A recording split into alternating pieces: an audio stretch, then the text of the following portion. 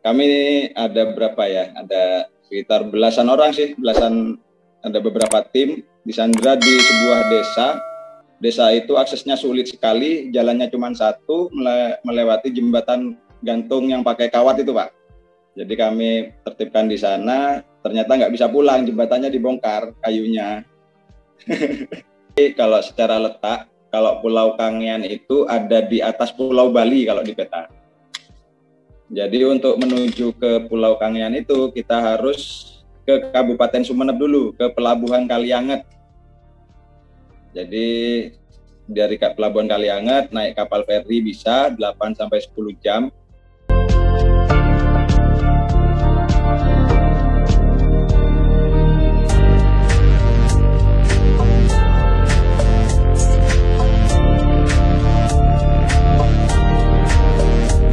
Bismillahirrahmanirrahim. Assalamualaikum warahmatullahi wabarakatuh. Waalaikumsalam warahmatullahi wabarakatuh. Alhamdulillah. Hari ini tanggal berapa nih? Tanggal berapa hari ini, Dan? 24 Desember. Baik, kali ini kita ajak naik panggung manajer ULP Kangen. Kangen apa kangenan? Ntar beliau lah yang jelas, saya takut salah kan. Beliau ini yang pasti manajer ULP. Beliau adalah Muhammad Dan Agung ST. Nih malam-malam ini di samping kesibukan beliau siaga Nataru, saya ajak naik panggung. Sebelum kita lanjut, saya tampilkan biodata berikut ini nih.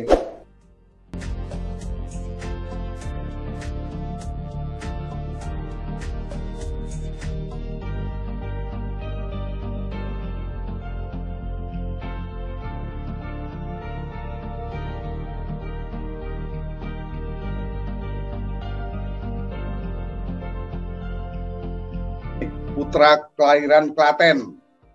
Bagaimana beliau sekarang adanya di UP3 Pamekasan, di ULP ngangenin katanya. Nah, ntar beliau bisa cerita. Oke, silakan Bang Manajer ini. Ya, terima kasih Pak Muhar atas undangannya. Sangat terhormat sekali bisa diajak ngobrol sama Pak Muhar senior di PLN. Jadi alhamdulillah saat ini saya Muhammad Dan Agung Lazuardi saat ini sebagai manajer ULP Kepulauan Kangean masuk wilayah UP3 Pamekasan distribusi Jawa Timur. Nah, jadi secara geografis ULP Kangean itu ikut Kabupaten Sumeneb, wilayahnya meliputi kepulauan-kepulauan. Ada di wilayah paling timur di Provinsi Jawa Timur.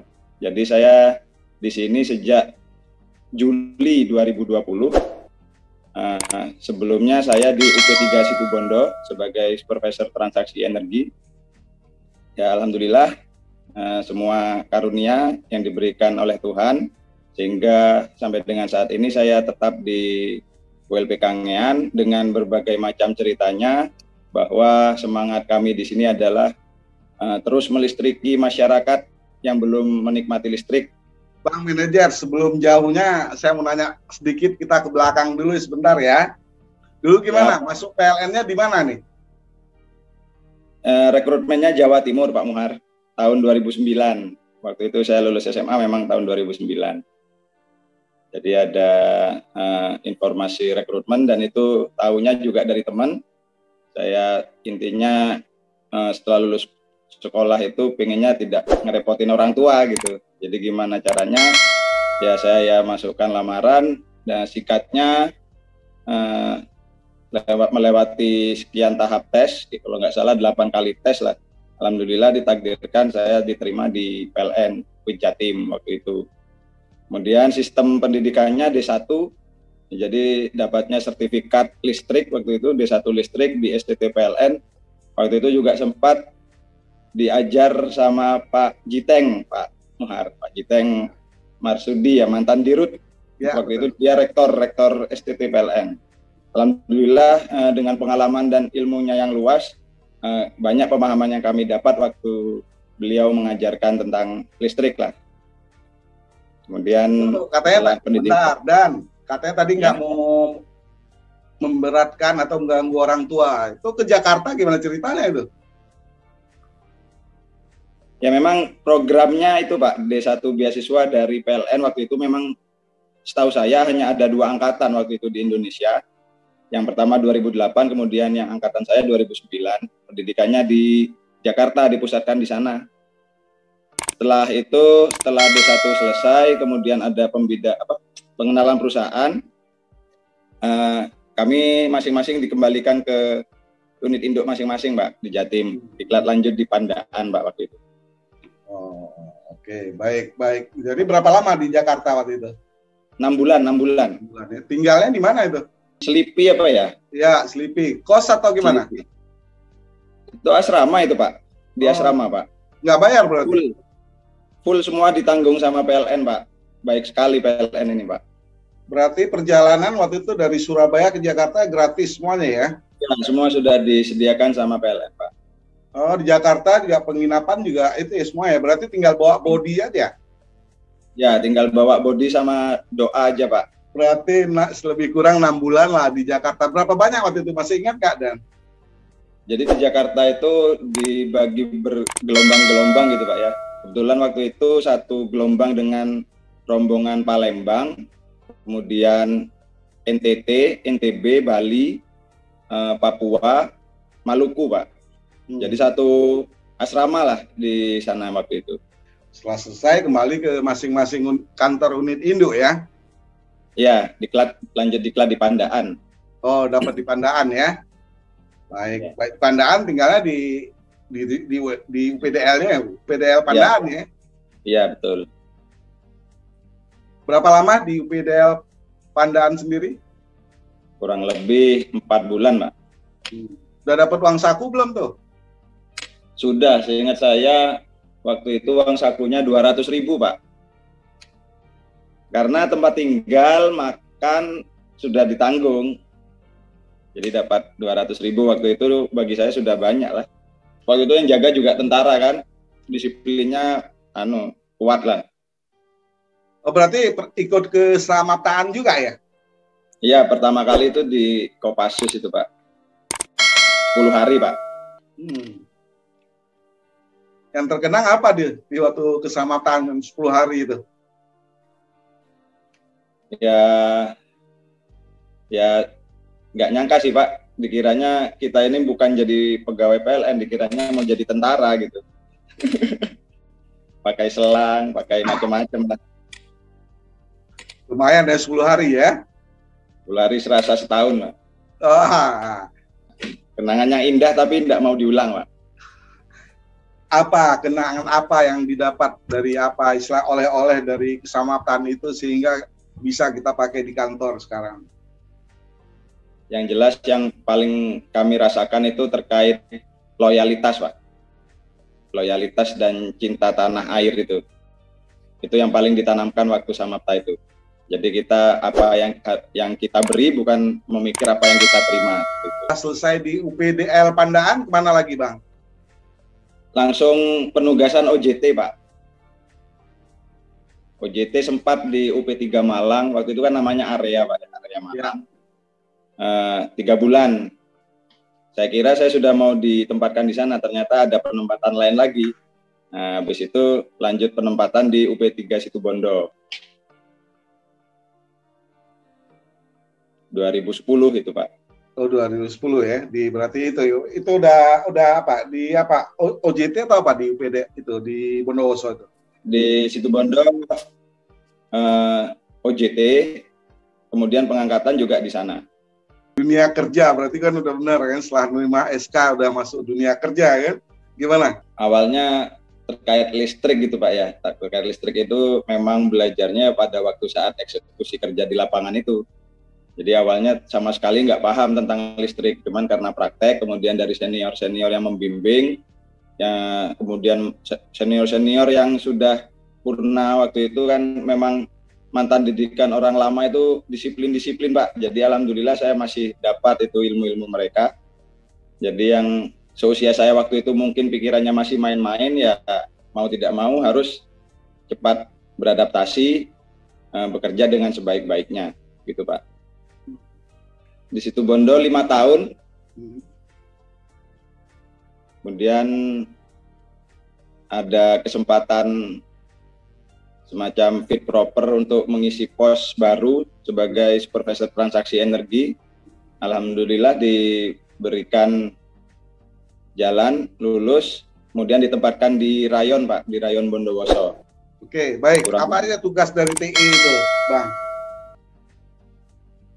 Di TE itu kan kalau bahasanya revenue assurance, jadi menekan kebocoran atau kerugian-kerugian PLN potensinya ada di titik-titik mana, itu tugasnya TE untuk menyelamatkan kebocoran-kebocoran itu. Jadi P2TL, kemudian ganti meter macet, pembacaan meter itu harus yang berkualitas, angka stanya harus benar. Kemudian selain itu juga di transaksi energi kita harus berkolaborasi terkait tunggakan rekening di sana sama pelayanan pelanggan. Jadi di TE itu saya sempat merasa bangga lah karena saya bisa berusaha memberikan yang terbaik, menekan kerugian-kerugian yang PLN alami gitu, secara teknis maupun non teknis. Termasuk berhubungan sama pelanggan juga itu nih. Siap, betul. Terutama yang masalah P2TL itu Pak Muar. Oh, ya biasa ini masalah pencurian listrik, penyalahgunaan APP dan macam-macam lah. Pengalaman apa tuh khususnya di P2TL itu? Jadi kalau di P2TL pengalaman yang paling saya ingat pernah disandra, Pak. Kami ada berapa ya? Ada sekitar belasan orang sih, ada beberapa tim disandra di sebuah desa. Desa itu aksesnya sulit sekali, jalannya cuma satu, melewati jembatan gantung yang pakai kawat itu, Pak. Jadi kami tertibkan di sana, ternyata nggak bisa pulang, jembatannya dibongkar kayunya. Semalam kami disandra di sana, negosiasi bagaimana tuntutan-tuntutannya, karena kami mengutamakan keselamatan, akhirnya kita turuti keinginannya, alhamdulillah ya ditolong gitu loh Pak. Ditolong, memang takdirnya lah sudah ditolong. Ada orang pemerintah desa yang menginstruksikan untuk kami dibawa ke balai desa. Akhirnya setelah dilakukan negosiasi, dijemput juga sama kepolisian, alhamdulillah kami jadinya bisa pulang waktu itu. Cuman peralatan kerja, kendaraan semuanya ditinggal di lokasi Pak, baru diambil besok. Yang ngambil pun bukan kami. Yang ngambil pun bukan kami, tapi polisi. Polisi dengan senjata lengkap. Iya. Gitu. Ya, ya. Pernah cerita nggak sama orang tua itu kejadian itu? Ya jelas tahu Pak, soalnya ini masuk Jawa Pos besoknya. Terus orang tua gimana? Ada komen nggak? Anu sih, cuman ya bersyukur kan Pak, nggak apa-apa kan gitu. Sama mendoakan aja ke depan, mudah-mudahan diberikan keselamatan, keamanan dalam bekerja seperti itu. Pengalamannya ya, Masya Allah. Terus berapa lama di situ Bondo? Berarti lama ya, 2015, 16 masih di situ Bondo ya? Ya, 15 di Bondowoso, kemudian ya. 16 ke Rayon Panarukan. Ya. Ya masih di area situ Bondo kan? Ya, satu area Pak, karena level supervisor dasar itu ya kelilingnya masih satu area. Baik. Terus kita loncat ke 2020. Di sini saya lihat manajer ULP Kepulauan Kangean, distribusi Jatim. Nah, di mana itu? Di mana itu Kepulauan Kangean itu? Anggap aja sekarang posisi saya ada di Surabaya. Saya mau ke Kepulauan Kangean. Gimana caranya? Jadi kalau secara letak, kalau Pulau Kangean itu ada di atas Pulau Bali kalau di peta. Jadi untuk menuju ke Pulau Kangean itu kita harus ke Kabupaten Sumeneb dulu, ke Pelabuhan Kalianget. Jadi dari Pelabuhan Kalianget naik kapal feri bisa 8-10 jam, atau naik kapal cepat itu 4 jam. Dan alhamdulillah sekarang hampir tiap hari itu ada kapal, cuman yang kapal cepat itu hanya ada di hari Senin, Kamis, dan Sabtu. Gimana awal-awal sebagai manajer ULP gimana nih Bang manajer nih?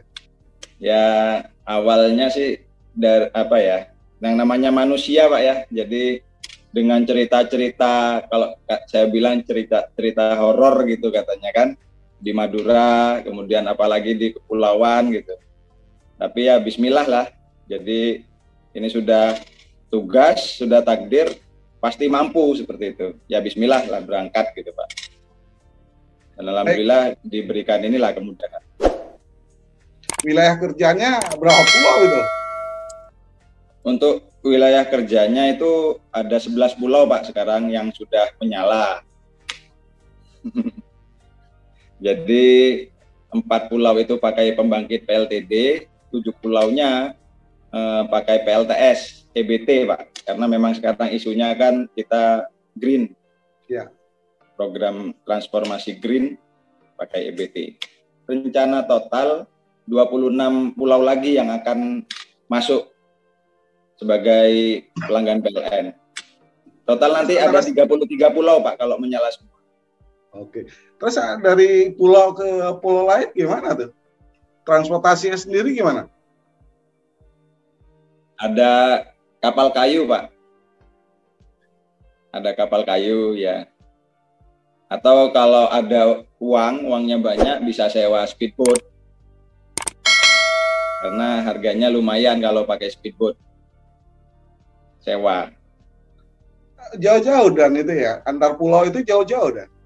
Rata-rata kalau pakai kapal kayu itu 1 sampai 2 jam Pak perjalanan lautnya itu. Jadi kalau Kangengan ini kabupaten atau kecamatan atau apa? Beberapa kecamatan Pak, kalau kabupatennya ikut Kabupaten Sumeneb.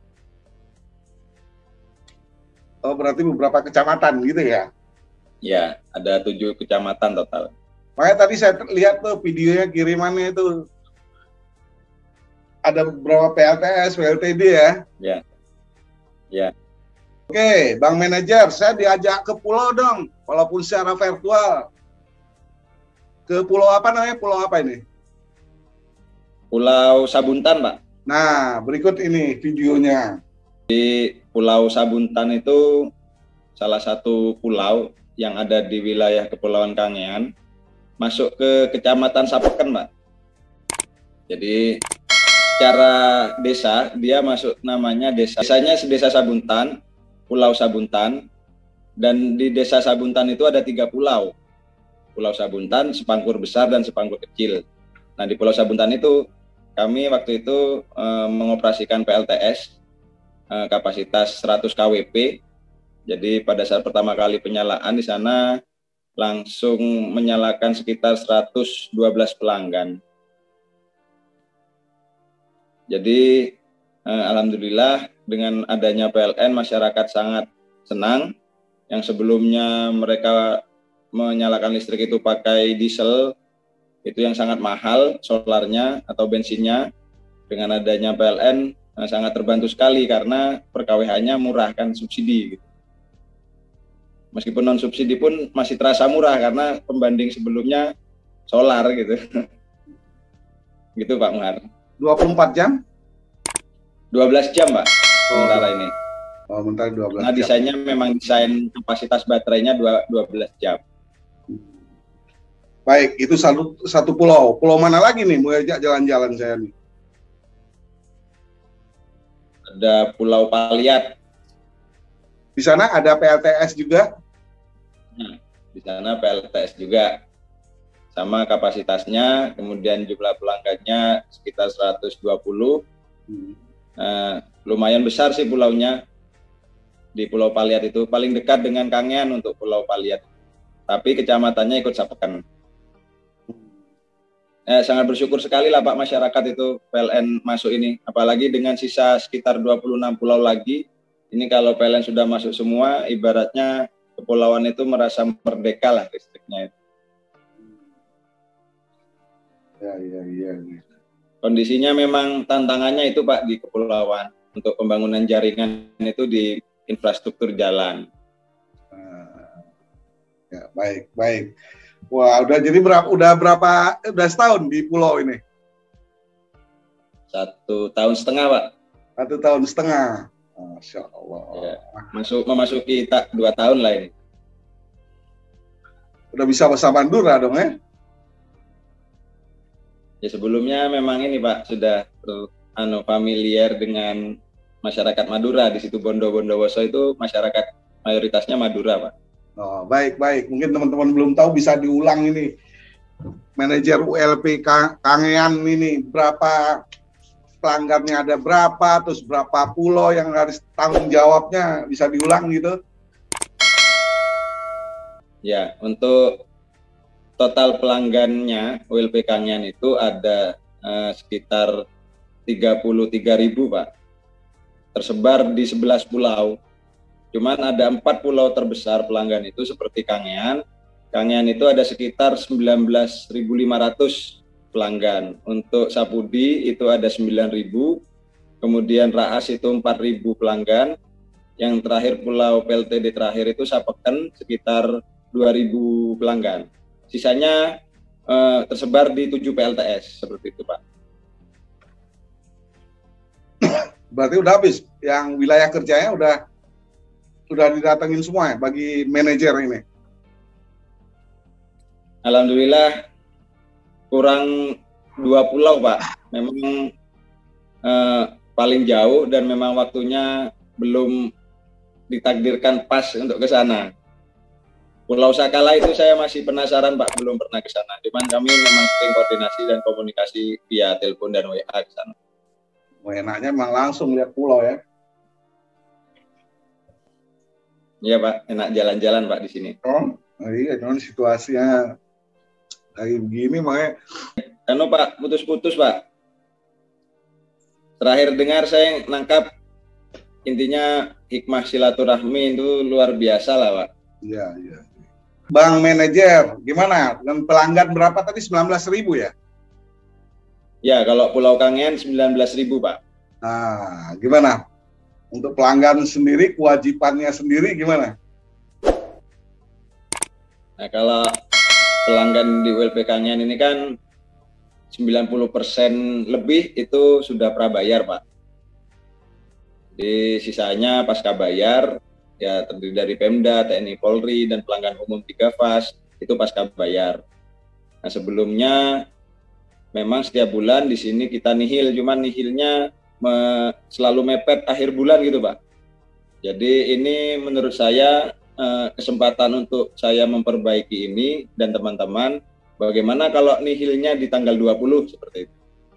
Akhirnya kami buat petanya, mana-mana pelanggan yang kebiasaan bayarnya di atas tanggal 20, kami lakukan pendekatan, langsung komunikasi langsung, kami datangi langsung, kami arahkan bahwa paling lambat tanggal 20. Ya satu persatu Pak, jadi memang nggak langsung tanggal 20 langsung nihil, jadi turun terus yang awalnya tanggal 31 jadi 29, 28, dan akhirnya alhamdulillah sekarang konsisten tanggal 20 sudah bisa nihil Pak. Oh, amin. Terus apa? Tantangan ke depannya apa ini? Tantangan sekarang dan ke depannya apa ini? Di sana ada PLTD, ada PLTS. Gimana Bang manajer ini? Ya, kalau tantangan ke depannya sih ini PLN harus menyesuaikan gitu ya tingkat kebutuhan listrik dengan kapasitas pembangkit yang ada.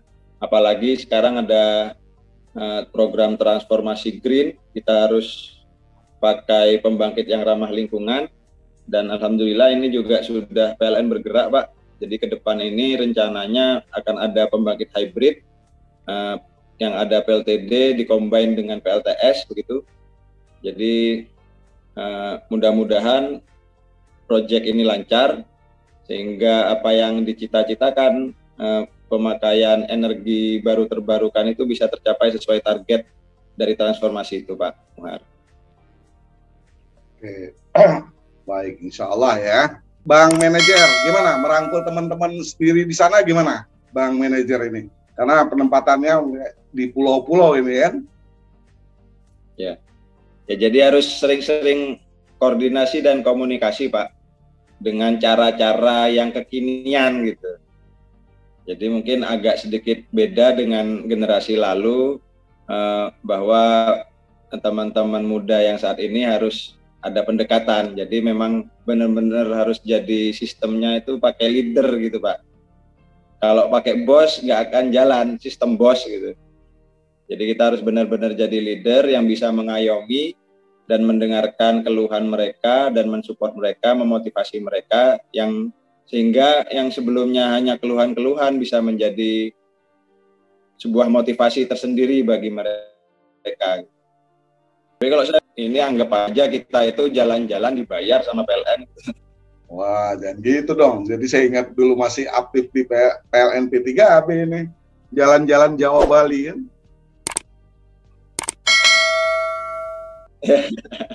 Keliling, Pak. Nah, iya, keliling Jawa Bali ini. Oke, jadi penempatannya di mana aja nggak masalah ya. Di mana juga pasti bagus penempatan. Ini juga ada cerita kemarin dari teman dari Malang, Sri Kandi. Beliau ini putra Malang, tapi penempatannya di Palopo. Dia nggak masalah, terima tantangan. Akhirnya sekarang juga alhamdulillah beliau udah married, dapatnya ke orang Palopo. Jadi kebetulan jodohnya di sana. Ya, pasti ada hikmahnya lah, Pak.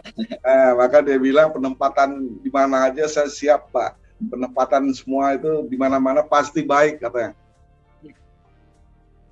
Oke, ini waktu udah berjalan ini, udah hampir malam ini, karena malam-malam ini mungkin terakhir apa Anda disampaikan, mungkin ada salam-salam atau statement terakhir dari Bang Manajer ini. Mungkin kalau salam terutama untuk teman-teman angkatan D1 2009 ya, atau kalau SK-nya itu 2010 di seluruh Jawa Timur. Semoga kita tetap semangat untuk berdedikasi terus ke perusahaan. Jadi jangan pernah lelah menerangi gitu. Jadi semoga apa yang kita berikan berkah bagi kita diri sendiri, bagi kita juga. Semoga harapan saya yang kami sampaikan, semoga ke depan PLN tetap jaya, tetap di dalam naungan NKRI, sehingga menjadi BUMN kebanggaan bangsa. Seperti itu, Pak. Bang Manajer, di Rut PLN siapa ya namanya ya? Pak Darmawan Prasojo, Pak. Panggilan akrabnya siapa? Panggilannya Pak Darmo, Pak Muhar. Apa ya, Masya Allah, berarti Pak Darmo ini udah sampai putus ini, Pak. Ini Pak Darmo ini. Oke, baik, demikian silaturahim. Ini waktunya udah menunjukkan jam 23, hampir jam 23 ini. Oke, mungkin lain kesempatan kita akan ajak dulu, mungkin posisinya di pulau mana, mungkin kalau ada sinyal mungkin kita bisa direkam yang lain-lain. Tapi yang paling bagus di sini, Pak, sinyalnya. Sinyalnya paling bagus di sini ya? Paling bagus di sini sinyalnya. Oh, kira beda. Iya, paling bagusnya di Kangnya. Oh ya, susah berarti. Silaturahim saya hari ini hari Jumat tanggal 24 Desember 2021. Wabillahi taufiq wal hidayah. Wassalamualaikum warahmatullahi wabarakatuh. Waalaikumsalam warahmatullahi wabarakatuh. Terima kasih Pak Muhar. Sama-sama. Terima kasih Lon Tegur Sapa. Semakin banyak subscribernya. Amin, amin, amin ya Allah.